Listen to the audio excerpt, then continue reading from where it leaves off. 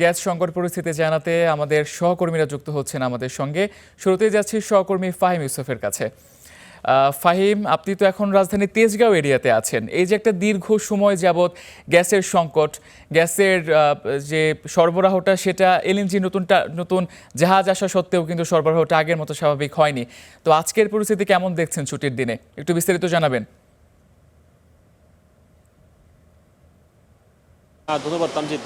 সকাল থেকে যেমনটি জানাচ্ছিলাম যে এখন পর্যন্ত রাজধানীর বেশিরভাগ ফিলিং স্টেশনেই যানবাহনের যে দীর্ঘ সারি সেটি অনেকটা কমেছে।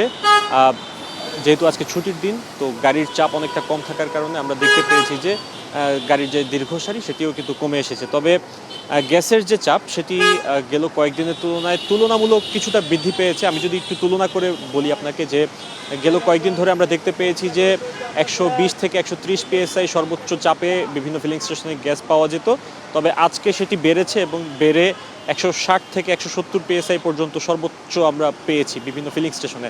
তবে এখনও বিভিন্ন জায়গায় বিদ্যুৎ বিভ্রাট এবং অন্যান্য নানা কারণে গ্যাসের চাপ কম থাকার কারণে অনেকেই গ্যাসের স্টেশনগুলো তারা বন্ধ করে ঘণ্টাখানেক বন্ধ রাখেন। এরপর গ্যাসের চাপ কিছুটা বাড়লে এরপর তারা আবার দেয়া শুরু করেন।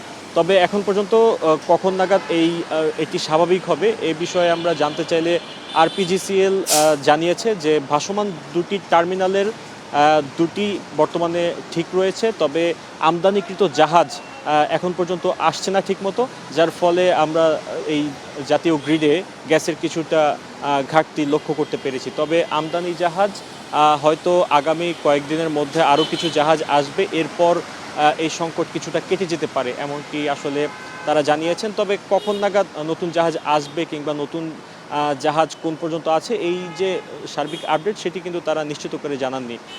তবে এখন পর্যন্ত যেটি জানতে পেরেছি, বিশ্ববাজারে এলএনজির দাম কিছুটা বৃদ্ধি পাওয়ার কারণে এলএনজির একটি সাময়িক সংকট আপাতত রয়েছে।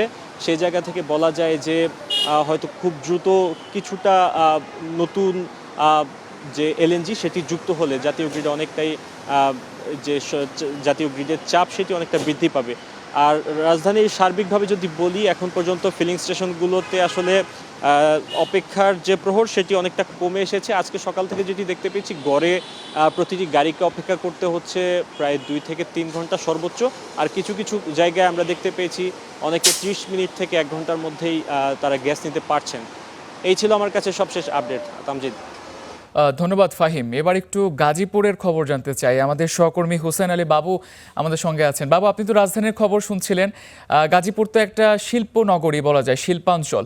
ওইখানে অনেক শিল্প কারখানা রয়েছে। এই গ্যাস সংকটের কারণে আসলে শিল্প উৎপাদন ব্যাহত হচ্ছে কিনা, এবং এটার কারণে আসলে যে মানুষের জীবনযাত্রা যারা রয়েছে বা যারা খেটে খাওয়া মানুষ রয়েছে, যারা শিল্প কারখানাগুলোতে কাজ করে খাচ্ছে, তাদের জীবন জীবিকায় কোনো প্রভাব পড়ছে কিনা?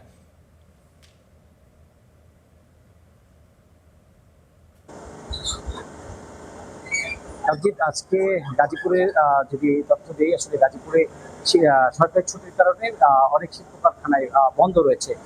তার পাশাপাশি যদি বলি, আসলে যারা সময় মতো শিপমেন্ট দিতে পারেনি, এবং তারা কিন্তু আসলে তাদের যে শ্রমিক রয়েছে তাদেরকে কিন্তু অতিরিক্ত ওভার টাইম করাচ্ছে। সেখানে আসলে আমরা যতটুকু তথ্য পেয়েছি যে আজকে বিভিন্ন শিল্প কারখানায় গ্যাসের প্রেশার কিছুটা বেড়েছে, যার কারণে সেই শিপমেন্টের কাজগুলো অতিরিক্ত ওভার টাইমের মাধ্যমে শ্রমিকদের মাধ্যমে করিয়ে নিচ্ছে।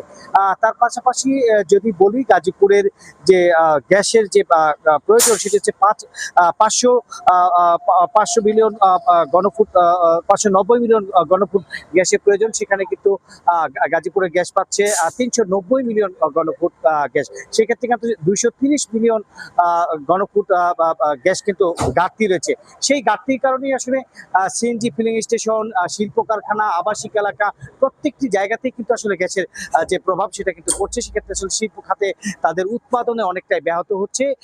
আমরা অনেক শিল্প কারখানা মালিকের সাথে কথা বলেছি, তারা যেটা বলছে যে আসলে সঠিক সময়ে তারা আসলে উৎপাদন না করতে পাড়ায় অনেক ভাইয়েরা আসলে তাদের অর্ডার বাতিল করে দিচ্ছে। সেই ক্ষেত্রে আসলে বড় ধরনের লসের মুখে পড়তে হচ্ছে শিল্প কারখানা মালিকগুলো। তার পাশাপাশি যদি বলি সিএনজি ফিলিং স্টেশন, আমি যেই ফিলিং স্টেশনে দাঁড়িয়ে রয়েছি সেই ফিলিং স্টেশন আসলে যেই নজেলগুলো রয়েছে এখানে প্রায় 6টি নজেল রয়েছে। 2টি নজেল করে চালাচ্ছে যাতে স্পিড ভালো পায়। যখন 6টি নজেল চালানো হয় তখনই কিন্তু আসলে এটা যে প্রেশার সেটা কিন্তু একেবারেই কমে যায়। আমরা যতটুকু তথ্য নিয়েছি আসলে যে 220 থেকে 40 প্রেশার থাকার কথা সেখানে রয়েছে 180, 150। এই যে প্রেশারের চাপ সেটা আসলে যখন নজেলটা বন্ধ করে দেওয়া হয় তখনই কিন্তু আসলে এই প্রেশারের চাপ বাড়ে। যখন নজেলগুলো আসলে প্রত্যেকটি নজেল চালু হয় তখনই কিন্তু আসলে এই প্রেশার কমে যায়। তাছাড়া যদি বলি আবাসিক এলাকাগুলোতে, আবাসিক এলাকাতে গত 1.5 মাস ধরেই আসলে তারা কোনো ধরনের গ্যাসে রান্না করতে পারছে না, বাহিরের ভাবে লাকড়ি সংগ্রহ করে তারা রান্না করতে হচ্ছে। এছাড়া হচ্ছে যে যারা বাসা বাড়িতে রয়েছেন তাদের আসলে ভিন্ন ভাবে আসলে গ্যাস সিলিন্ডার, গ্যাস বোতল কিনে আসলে রান্না করতে হচ্ছে। এই যে দুর্ভোগ, এটা তিতাস গ্যাসের কর্তৃপক্ষে তারা অনেক চেষ্টা করছে কিন্তু এখনো কোনো সমাধান হচ্ছে না। এই ছিল আমার কাছে গাজীপুরের গ্যাস সংকটের সর্বশেষ। ধন্যবাদ বাবু।